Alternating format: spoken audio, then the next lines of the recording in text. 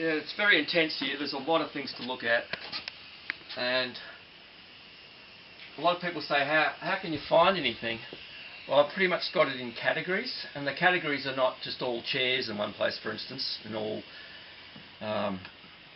guitars in another place. I just tend to have categories that relate more to whether it's shabby chic decor, industrial decor, whether it's French. So there's a kind of a category system here, but some people can relate to the fact that it is a very organised place, even though it's a hell of a mess. But there is some sense of organisation to it. Yeah, there's a whole lot of garden gnomes across here, and just always finding garden gnomes. They're just seems like every house in Australia's got a garden gnome, so whenever you do a estate clearance, there's another one. Same with sewing machines. Almost every job I do, I get a sewing machine. So I have quite a big collection of sewing machines. Not sure whether that's German, West German pottery.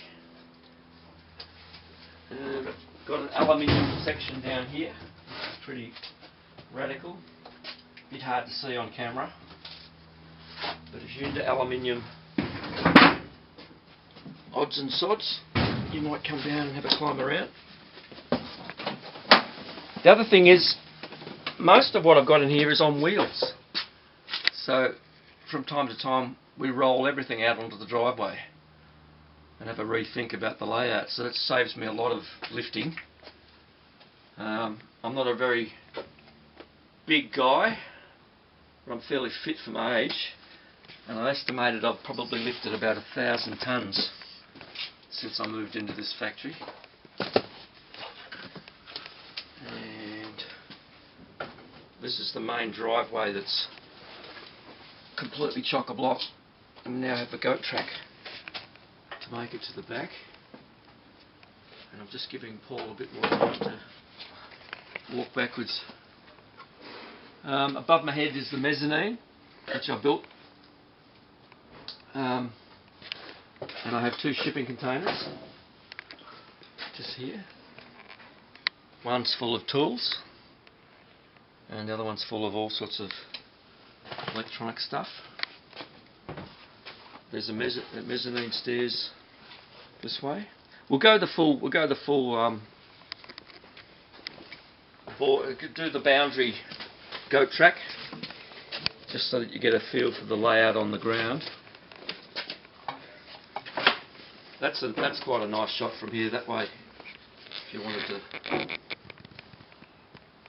there's a lot of little pockets, actual pallet racking bays with individual shelves that are dedicated to certain decor items.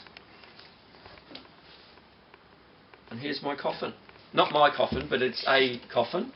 And I did a swap with the customer. She liked a concrete garden bridge that I had, and she said, would you like to swap that for a coffin? And I said, I'd love to swap that for a coffin. And when she brought it down, we carried it in, one at each end. I got it inside the factory. I said, now I can't open it. She said, no, you need called a screwdriver to take the screws out. And I said, now can you assure me that there's no nasty surprises inside there? And she didn't really respond to me asking that question, but later that night, 6 hours later, she sent me an email saying, I just got the joke. So she assured me there was nothing to worry about.